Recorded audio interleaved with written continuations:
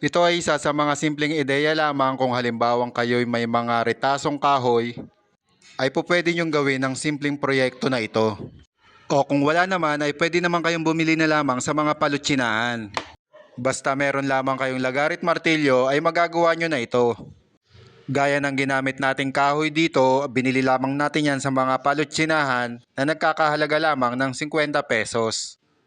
Ang ginawa nga natin dito ay maliit na version lamang, pero kung inyong iibigin ay pwede nyo naman lakihan. At dahil nga sa simple lamang itong gawin, kayang-kaya na ito maging ng ating mga kababaihan.